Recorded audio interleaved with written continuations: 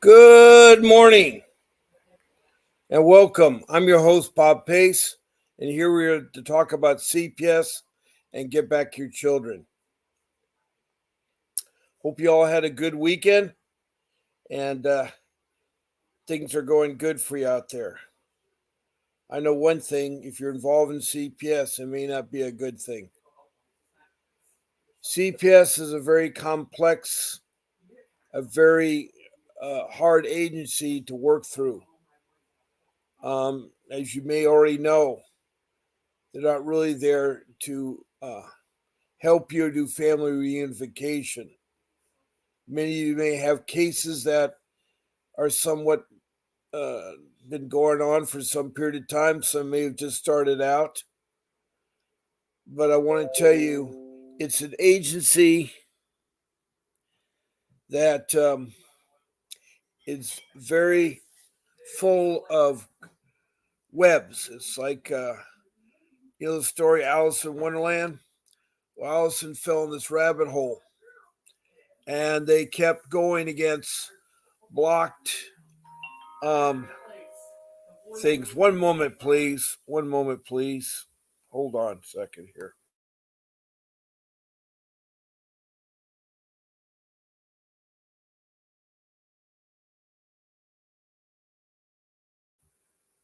Sorry for the interruption. I had to quiet down the household here because I don't know. They may not know the importance of having good reception. But anyway, you're like Alice in Wonderland. You stumble to this hole and you're going against doors and blocks and cards and you don't know where you're going. Well, the Child Protection Agency is a very important agency for both protecting our children from the neglect and abuse and also to help our families get back together, family reunification. And there may have been hiccups that have happened, unfortunately, and you should be able to have your children back. So we may be going through false allegations, and they're very extreme with their punishment and their way that they take you in, like a spider weaving a web. They will take you in. And the CPS is not what you think it should be. We do need an agency to protect our children because there's a lot of abuse that goes on with our children. There's no, there's nothing that you can change at the moment you're going through. You just have to go through and and fight the issues that are happening at hand. And like, if you're going for open heart surgery, you're going to get a professional like a doctor who's gone to medical school, who's done, um, an internship, and has worked as a doctor, and then that will be um, a good thing because CPS is like open heart surgery. It's very complex.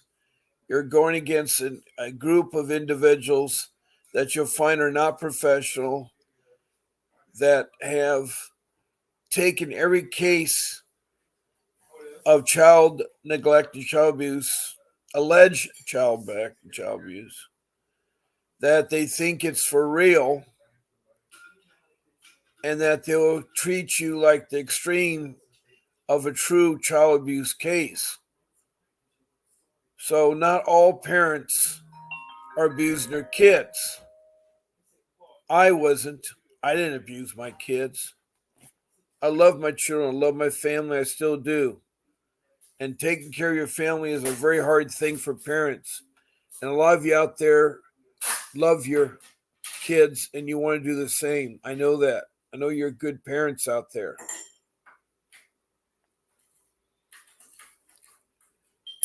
But like open heart surgery, you're going to need to get yourself, you know, a good doctor. And in this field, it's a lawyer, it's an attorney. And rule number one is that you should have an attorney when you're going through your dealings with CPS, because you do not know the complexity or what CPS is all about. I do, firsthand experience. In 2010, at the age of 60, I got my first dealings with CPS. Why? Well, the only thing I can say is I was going through a perfect storm where I had lost a job that was beyond my control. I had a predatory loan, and my retirement of 40 years was cut in half because the banks had crashed. The predatory loan didn't help me either because I had a loan that was way too much that I qualified, and I found out that the entity that gave me the loan documented my documents, changed my documents, made it so that I could qualify for something to the point where I had way too much of a loan, even though I had a good job. The problem being is when you lose your job, that's where it really becomes a nightmare, because I had mortgage payments. I had over $1 million that I owed. And that's a lot to handle when you don't have a job. And when you lose your job through no fault of my own, it's really hard at that age of 60 to acquire another job so readily in my field. I was told I would not find work, but I have found work. I have had several jobs since then. Right now, I am out of work. I'm looking for a full-time position. And at 74, it's really hard. It really is hard. So I'm telling you all that I feel for you. I know what you're going through. And it seems like all the people that I talk to um, have similar things have happened to them, very similar. So as I told you, rule number one is you need to get an attorney. And this particular podcast is produced by a law office of Vincent W. Davis Associates. It's a law firm in Southern California, where I'm also from Southern California. And this lawsuit is, this law firm is a collection of attorneys that can help you in different aspects of law. The one that you're involved in is family law. It's dependency court. It's dealing with juveniles. And you need an attorney that is a family attorney, a family law attorney, a professional attorney, someone who's fought CPS and won. And we have an attorney like this law firm. His name is Vincent W. Davis. He's a very professional attorney with many years of fighting CPS and bringing the kids back home. He has won cases. He has sued CPS in civil suits and won them. He's one of the few attorneys in the country that can do that.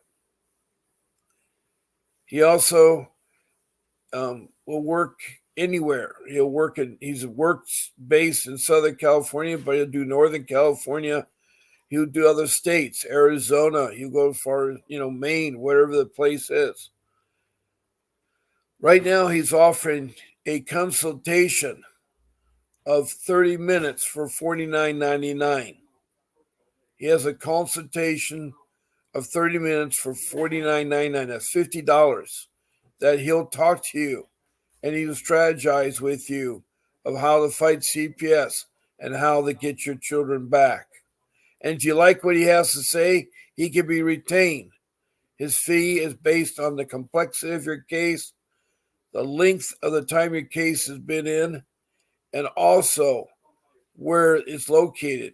If it's out of the state, it's going to be more because he has to cover his transportation and accommodations while he works on your case there. But I strongly recommend an attorney. I didn't try to get one in the beginning. So for a year and a half, I tried to fight CPS myself with emails and so forth. I wish I had an attorney at the background because there's other things that I did not know about. So call 888-888-6582. It's the phone number in red there on the block on the corner of my screen. That's 888-888-6582. When you talk to the office, tell them that I sent you, and that you wanted to schedule a consultation with Mr. Davis. And then when you talk to Mr. Davis, tell him that I sent you so he knows that you found me. So again, it's 888-888-6582. You'll need that attorney to go through the complexity of dealing with CPS. It's full of webs. It's full of deceptions. You'll find that the social workers are not trained. They're not educated in social work. There's no requirement to be a CPS social worker. And most of them are young. The one I had was very young. And they're more interested in showing off their eyelashes, their makeup, their clothing, their cars, and gloating about it. They make bonuses to keep children, in their hands, meaning every case that's opened up by CPS, they start receiving an amount of over $20,000 per child per month. And that money isn't used on the child. I found that firsthand. I met the director, the supposed top dog who cared about, family reunification children. It was went in one ear, went out the other ear. I tried to work with her staff. I had numerous meetings. I wrote emails about my civil rights and my constitutional rights being violated. There's two rights, your civil rights and your constitutional rights. And they should not be violated. You should be treated innocent. Right now, when allegations are made by common lay people or by professionals, they have to be investigated within 24 hours. The investigation has got to start within 24 hours. Now, what CPS has done in my case is they believe you're guilty until you prove that you're innocent. That is wrong. You should be innocent till you're proven guilty. And not every parent is a bad parent. And they treat every parent as a bad parent. It's totally wrong to be treated that way. You should be treated with respect. If they expect respect, you should be treated with respect. You're a human being. You're not a perfect person. You may make mistakes. You're not born with a manual of how to raise children or how to do relationships. You learn from your mistakes of your parents and from trial and error in the past. You learn from advice, and you'll have seek out things to get there. But the CPS people are strictly in for making money. As long as they keep the case open and get them into foster care, it is so easy for them to collect money till they're 18. And that's a lot of money if they're only 5 years old or 4 years old. And children, it's been proven, need their biological parents. Not foster care, not group homes, not shelters. They need a real environment that loves them. And right now, my son was in foster care. He was abused. My daughter was convinced, brainwashed, alienated from her parents that foster care was the way to go. And I didn't have the extremities of the case against me. I was charged with neglect. And my neglect was, unfortunately, when I was going through that perfect storm of having my retirement cut in half and have a predatory loan, and I lose my job through no fault of my own, social workers started to contact me, harass me. Little did I know that it was my in-laws trying to cause more havoc in our family. I've been married to my wife for 32 years. Been with her for 32 years. And at first, They didn't want my wife um, be married to me. They were against our marriage. They didn't show up at the wedding. And I had no idea they were doing this when I lost my job, where they're alleging that I wasn't paying the utility bills. I wasn't providing for my children. I wasn't taking them to school. All that was false. And I proved it for 5 years. They were constantly harassing me. And I proved that. The mistake I made was talking to them and showing my home. And when I did show my home in 2015, I unfortunately was dealing with the dying of my parents. My parents were dying and they're struggling. They want me to take their belongings and disperse them to family and friends. So I brought these belongings home. And in doing so, it added clutter to the home. And that's how they felt that I was neglecting my children because maybe the boxes, the furniture could hurt them, which wasn't the case. They're old enough to know how to walk. They're old enough to behave. The home was big. They had their own room and it's their own castle, and it was clean. It was spotless. And the children were found with clothes. They went to school. My daughter did have a little trouble with in school, in middle school, and I think she was being harassed by her family and friends. Partly so, she felt embarrassed of riding in the family's car, which was old. It was so old and needed repair work and so forth. But I didn't have a millions of money. The same thing with my parents' belongings. They could have been put in storage, but I didn't have the funds. So all that being said, it was a sad state of affairs. So anyway, um, I had to deal with this, and they used deception and trickery. They like to use the police force, which is bad. They like to use the police force, and they are duped in trying to take your things away, or take you. I'm not things away. Take your children away, and it is hard. It really is hard there. Now, right now, the show is an interactive show. You can text in comments at the comments below on the YouTube.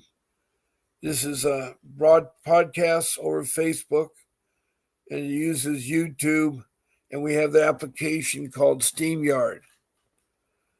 Anyway, you just type in a text comment about what you like answered or what your case is about, anything like that. And when you text in, please put your state and your city. I've received comments from all across the country, and they seem to agree with me that CPS is a bad nightmare and that they do take children because of money. It seems a very common theme. They're doing what's called child trafficking. They stole our children. They made allegations that weren't true. And they expanded on things that are made by lay people. Now, the other kind of allegations are made by professionals, and they're required to by law. They are policemen, or firemen, or doctors, or teachers, or so forth. If they observe a physical abuse or a neglect of a child, they have to report it. In doing so, will open up a case against you because CPS has to assume it's true. And then they will investigate it, and then they will figure out what to do with your children through a safety meeting. And then from there, they'll have a court case where they have your plan that is built up about what you do and if there's family reunification. It just seems that family reunification is a pastime. There's things they're supposed to do and say during the safety meeting, right when your children are taken from you. Then at dependency court, if you don't have an attorney, you will have a public defender, and that's bad. That's why you need to get a hold of an attorney. Now, Mr. Davis, again, we'll talk to you. All you call is 888 6582. and you can get yourself a consultation. And if you like him, you can retain him. You can retain him. Um, you can't go wrong there. I wish I had in the beginning, and I was experienced financial woes too. But I ended up selling my house and all my cash reserves, everything went into Mr. Davis's law firm to help get my kids back. And he got back two of my three children. Our girl is sad because she was convinced and brainwashed that a foster care was a better way to go. It was so much better for her, and where she didn't learn these things. I know that she was coached and she was brainwashed and alienated from her parents to divorce her parents at age 12 and to, seal her birth certificate so that she didn't look like she was born and then change her name. And to this date, she's 21 now and she wants nothing to do with her mom and dad.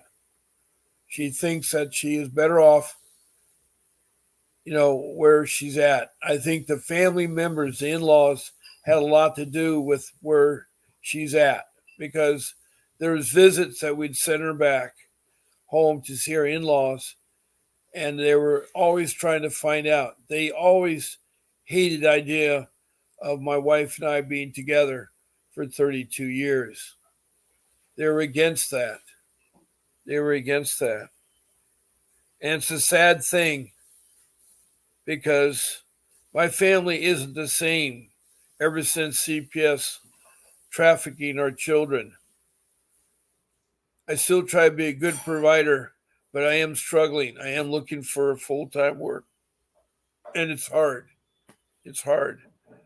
I'm sharing this with you, hopefully, that you don't make the same mistakes I made. And if you get an attorney, you'd be better off. And there are attorneys available where you live. You just have to research them. You should make a list of, say, 10 attorneys that are dependency lawyers. And from that list, you should pick 5 of them that have fought CPS. And then from that list, you should interview those 5 and see if they won their cases or what their cases were about. If they don't want to give you the information for free or don't want to talk to you, then it is worth bothering them because there are plenty of attorneys around that will talk to you.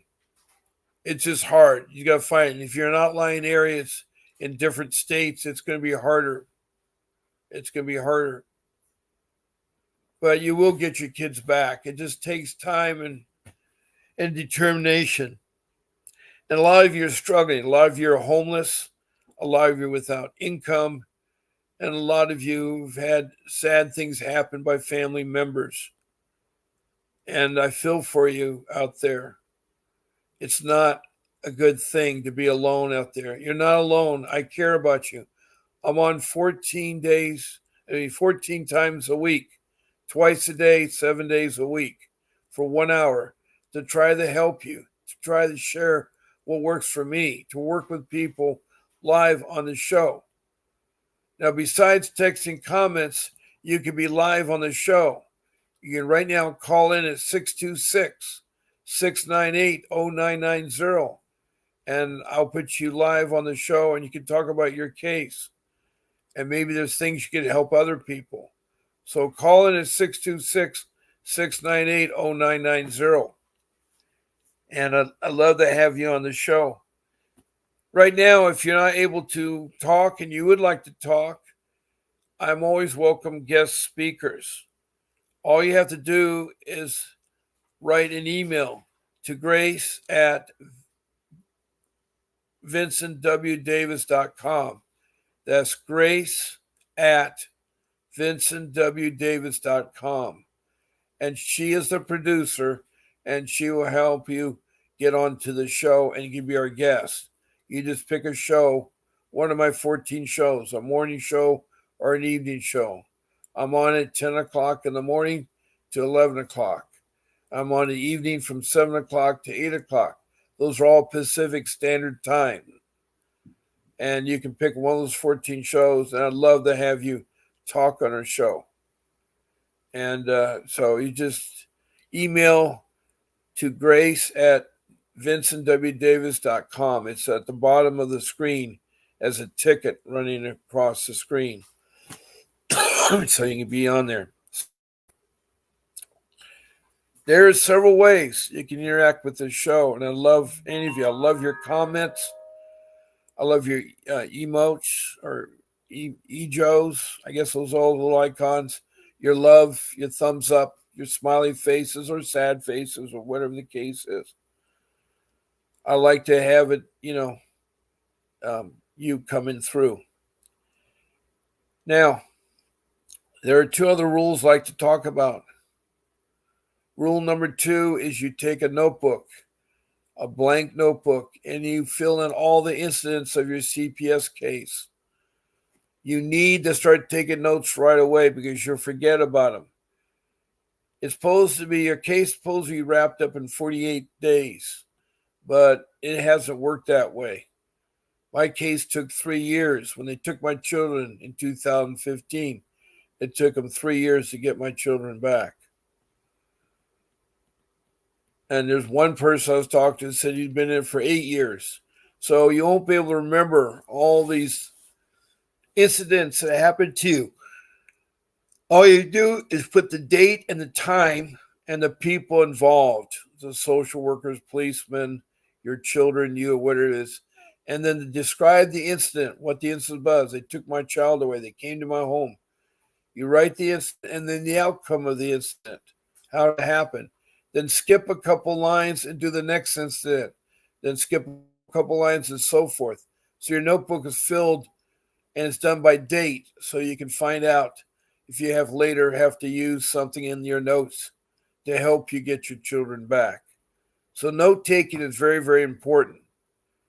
And a notebook is not that affordable. I think you get notebooks for under $1. And you get a pen for maybe under $1 too.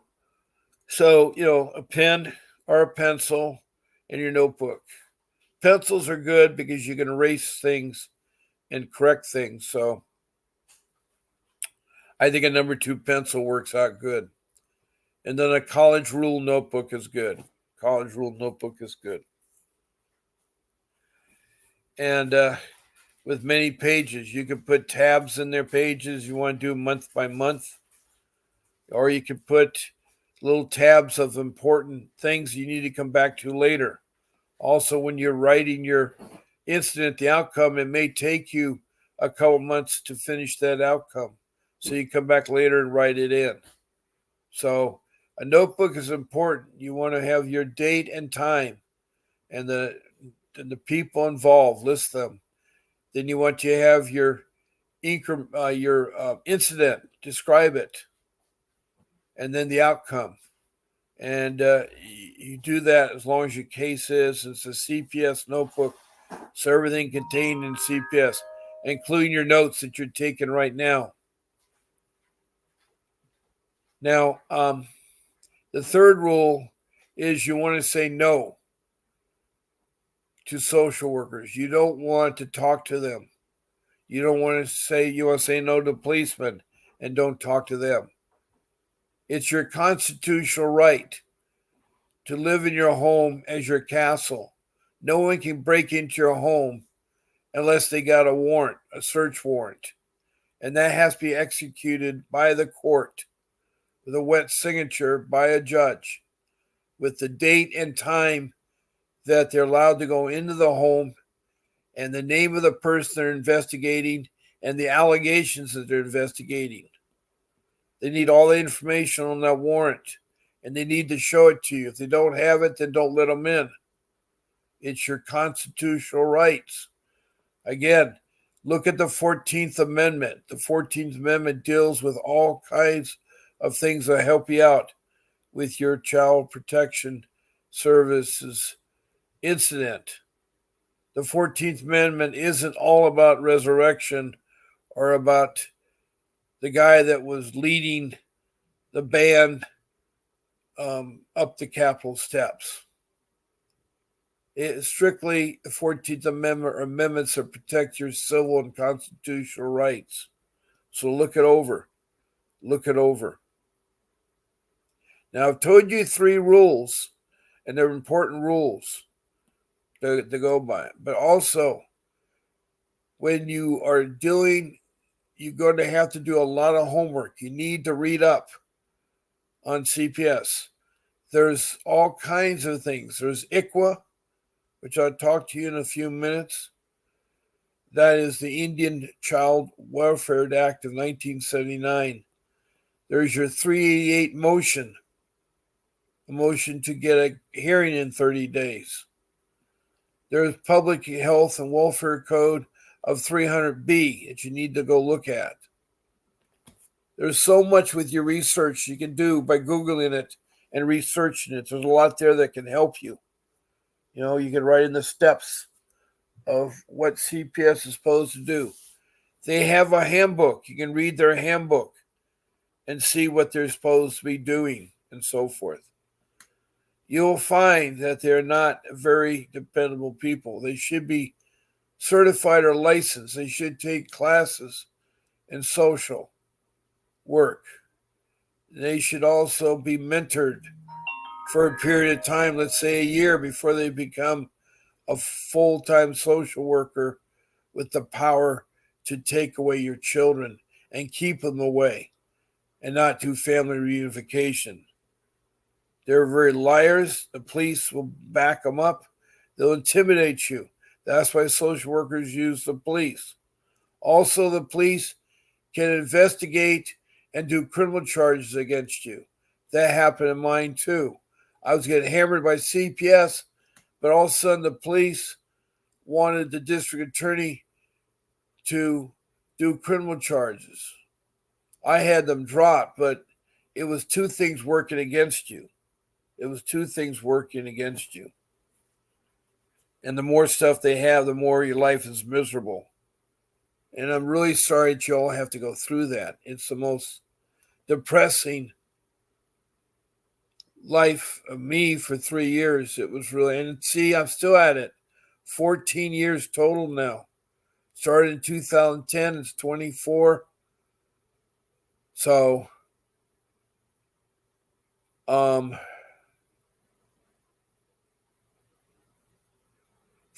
years later, here I am. Still talking about CPS and how badly they abused our children. They're abused in foster care. They're abused in group home. They're abused in the shelter. There's incidents that are horrific, and CPS did nothing. I brought that up to the attention of the director of CPS, who works in a building that looks like the Taj Mahal of India or the Emerald City, the Green Emerald City in the Wizard of Oz. Very fancy place. And it certainly is not necessary to have a place like that to take care of our children. It only makes the people there get rich. And there's nothing wrong with getting money or getting rich, but at the expense of our children, I think is wrong. They should not use our children as pawns to get money that's earmarked for their well-being by the federal government. It's sad. We are federally indebted. We're owed so much money. And the reason is that the United States does not watch how their money's being spent or is being used. There's a religious cult in Utah that takes money every month to produce a fictitious gasoline. They're given help by the federal government, and they've not produced a drop of it.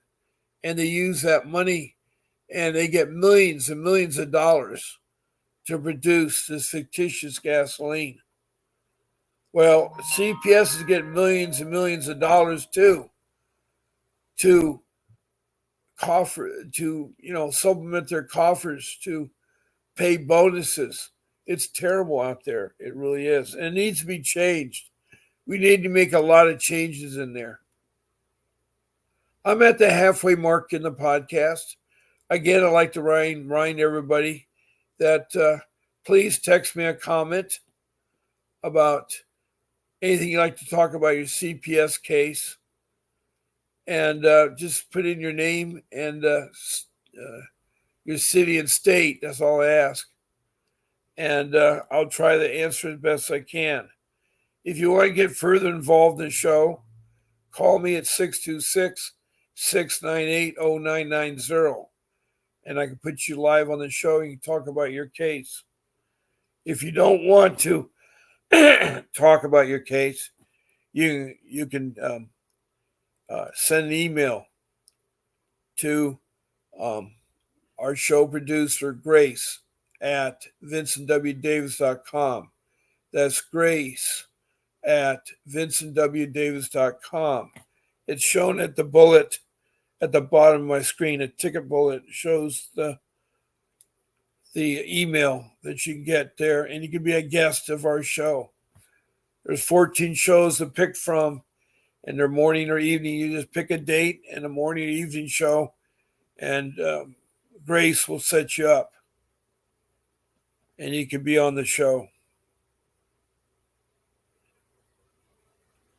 Now, that's the way the interactive thing. I don't want you to forget about rule number one: get an attorney.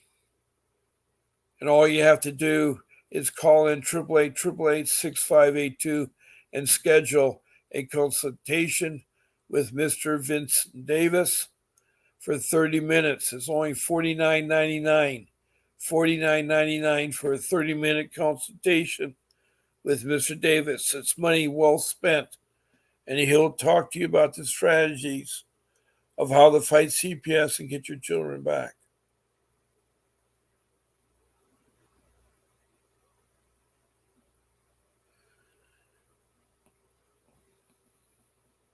Now, I don't know what you guys are thinking, because right now I have no comments to react on and no one wants to speak on the show this morning. So I will continue on what I think will best help you. Now, after the allegations are made and you're being investigated, if they come out to your home, you don't let them in, you don't talk to them. It's yes, no answers. It's yes, no answers. The more information you give them, the more they use it against you. And that is a bad thing to happen.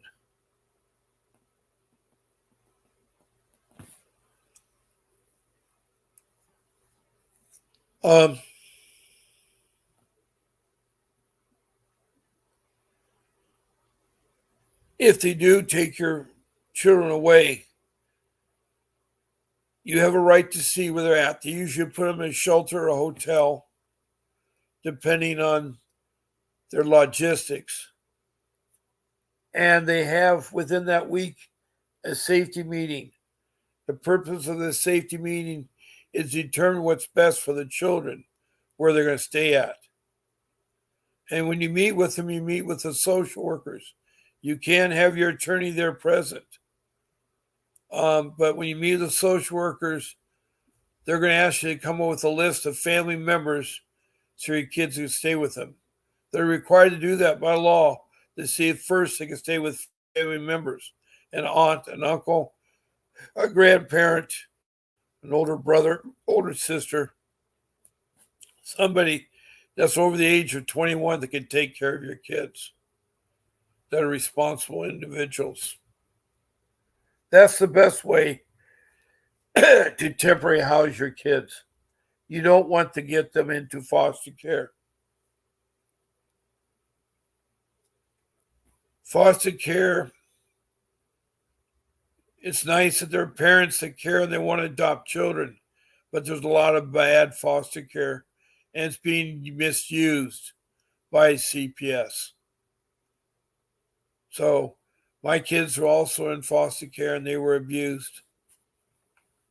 I found that out, and it's hard to hear that, because today I still have a family still going through CPS because they hear me on my podcast. They hear me talk and relive what they all went through, including myself.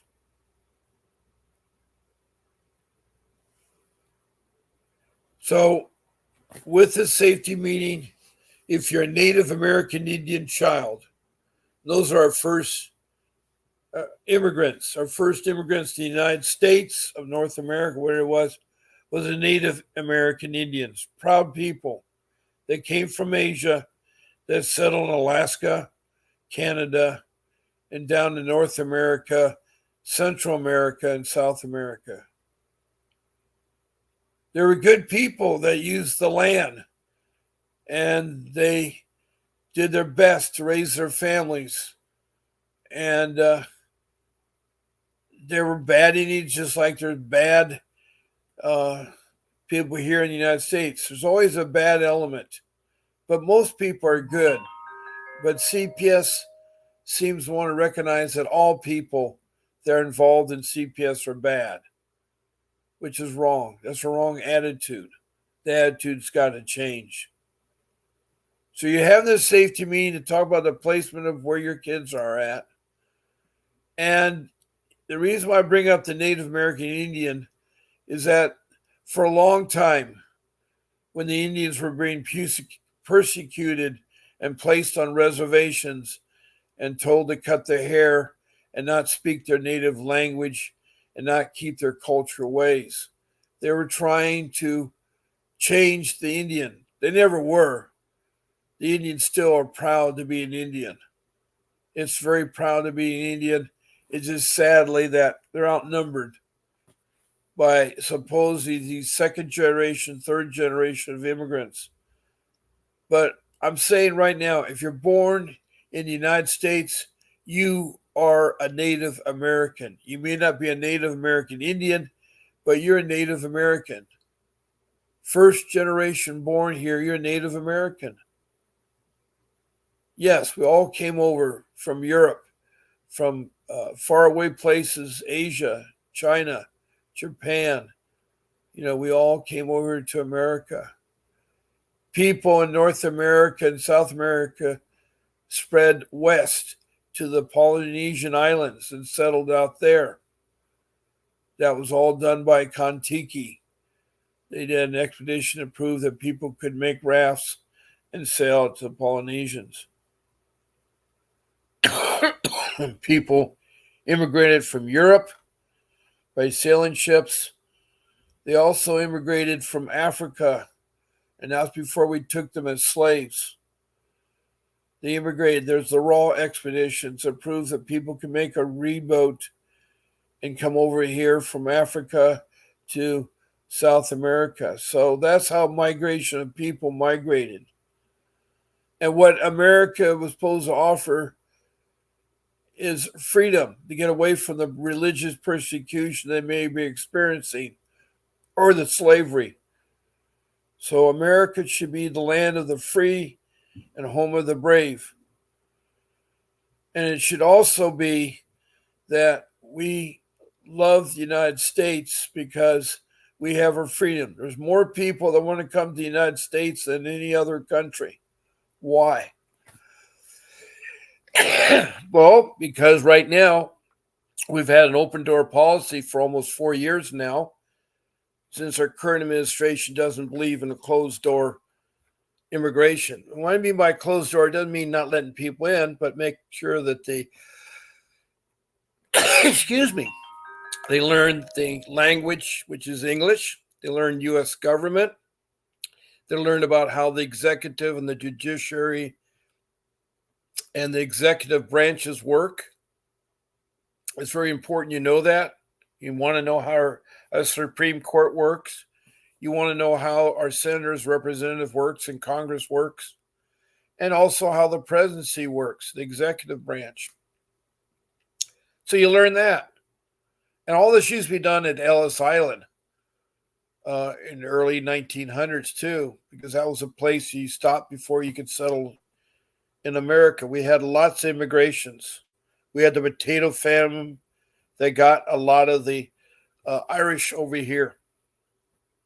We had people from France and all the different European countries come here to make a better life. And that's what the immigration is about. But we've now let it just go open door, and everybody that is maybe the crime has gotten into the United States, and people now are being killed by illegal aliens, brutally killed. There's a whole group of children that come in without parents that have migrated to New York and at Times Square become professional pickpocketers. Our country is just full of crime from illegal immigration. So social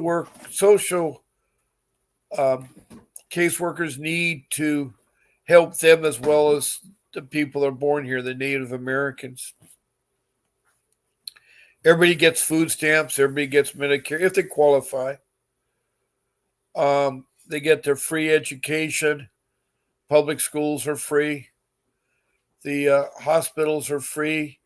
If their income's low enough, they help them with jobs. They help them with food and clothing and shelter. They're also supposed to do help them when there's incidents that come up with child protection. They're supposed to be really good about family reunification. That doesn't seem like it's happening too often enough.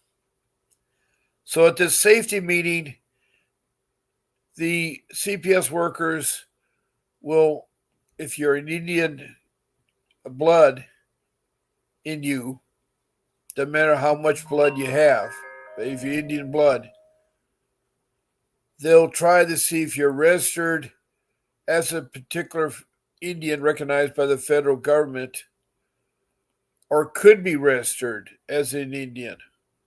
And if you are, they will turn your children over to the families of Indian tribes for them to take care of their own. They're not in there for money. They will help you and their family, and they know how to do it.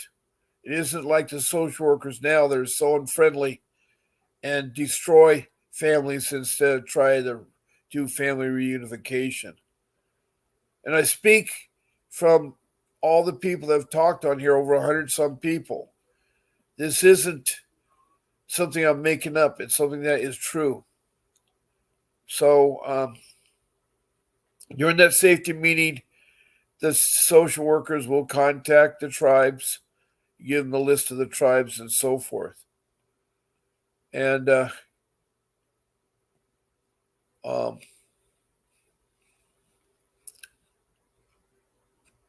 I know it's really hard. They also, during that safety meeting, supposed to put them with your family, friends, or relatives, your children, so that they don't have to be in a shelter or a group home or foster care. And that's supposed to take place in the safety meeting. Now, the next thing you got to be prepared about is your case plan. It's going to be introduced in dependency court, and they're going to find whether they have enough information to make you guilty of what you're being charged, physical abuse or negligence. And that's your dependency court hearing.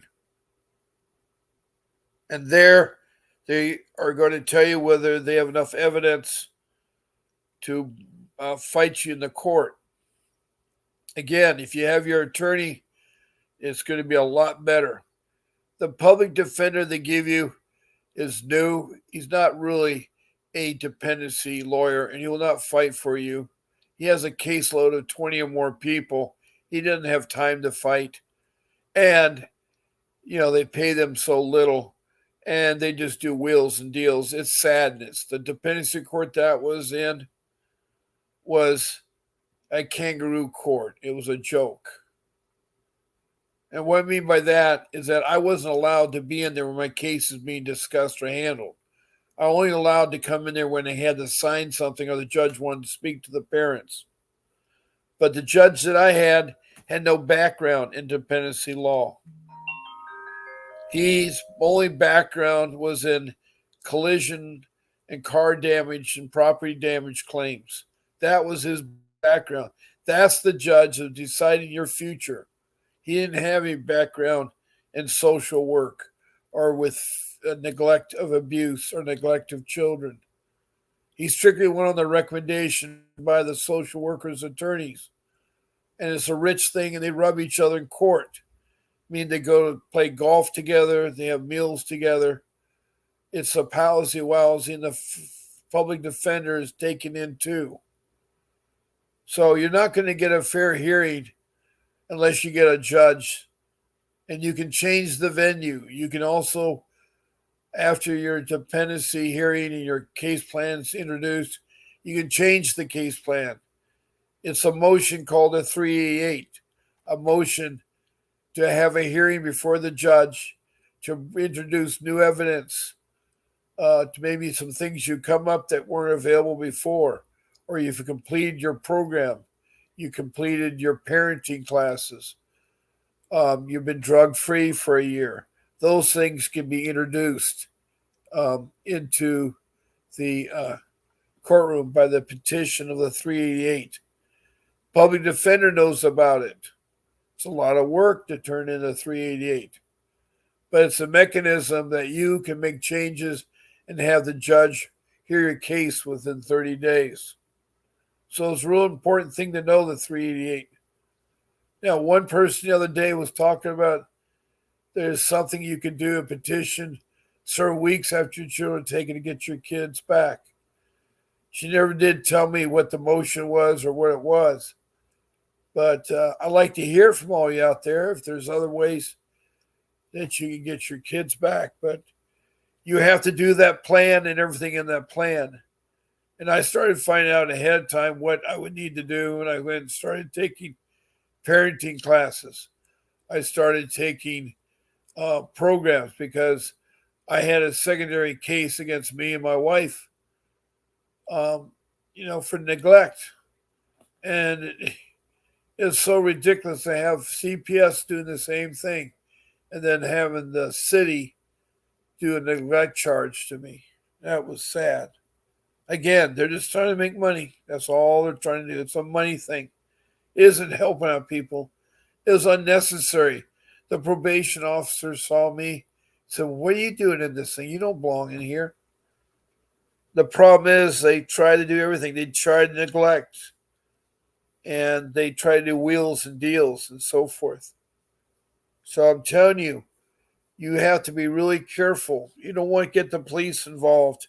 You don't want them citing you a case. You don't want double whammy because that is hard. It is so hard. I know you care about your children. You do anything. I know how you feel. I feel for you too. I really do. It's a hard thing to be going through. But that's pretty much how it works. They will try to keep moving your children around and try to brainwash them and do, um, they will do things that causes so much hurt. I know what it is. I know what the hurt is. I still hurt. My daughter's 21 now, and I still wait to see her. She should be able to see, this July she'll be 22, but, children need their parents, and especially parents that care about their children. There are things that maybe their parents do that can be corrected that are bad. But studies have proven that the biological parents are the best kinds of parents that take care of your children. A foster can't give the love that a true parent can give. A foster care, I hate to say it sometimes, they're misled and they're trying to get a child they couldn't get. And adopting children is a lot longer and a lot harder than it is to be a foster care parent. That's why there's so many foster cares. Children are not toys. Children are not something to be abused or neglected. I agree. And there's a lot of sad stories about that. And we do need social workers, things. But we need changes. This being election year, we need to vote in judges that have a dependency law background, that know how the to know neglect and abuse with children and how to have family unification, to have the family back together. So we need to be careful when we vote this year on judges. We need to contact our congressmen, our congresswoman, the senators, and the representatives that make up Congress. They're the ones that can introduce new laws or changes, and CPS has to be changed. It has to be regulated. There should be a group of supervisor directors that oversees the child protection services. It should be monitored. They should be transparent. They should also, you know, uh, have the money accounted for, why they're spending this money, why they need so much money. It's ludicrous right now because they got a free hand. The director can do anything he wants, no accountability. There's got to be accountability there. And we have to make those changes through our representatives. And, sometimes even talking to the governor of the state can help. The governors can help. And even if you want to go to the president of the United States, he can help too. We got to make sure that all social workers have a college degree in the areas of social work. That means they have expertise in child abuse and child neglect and unification with families. They should have children classes, learning how to work with children. Right now, CPS workers are allowed to be psychotherapists, clinical psychotherapists. They can determine a parent is bad or good. They can give medication. They're not even a doctor to do so, but they're allowed to give medication. It's so sad how they give medication to their children. And you, as parents, have medical and educational rights. Children need to go to their school of origin, not put into some school that's going to take away from them. What they have to offer is a terrible thing for our kids. It is very, very sad. And I hate to see it going that way. But we got to make those changes. We got to. When people report, whether they're professionals or lay people, allegations, they need to do it in writing. They need to sign their name because there'd be less false allegations made. And if they sign their name, they'd be held accountable for the actions that they say. We don't disclose who they are, but if they're going to make the allegations, they got to sign their name. And I know that people that will not do that because they don't want to have that situation be so bad with them. We just have some people coming in that I just see. Ariel, Camalia, glad to meet you. You just text me, and I need a city and state. If you can tell me what you're from and what your question is. MAFDS. I thank God for finding your video. They took my daughter baby from the hospital. I'm the grandmother, and I've been having problems getting the baby. They keep the baby away from me. I can't go see it. Well, that's wrong.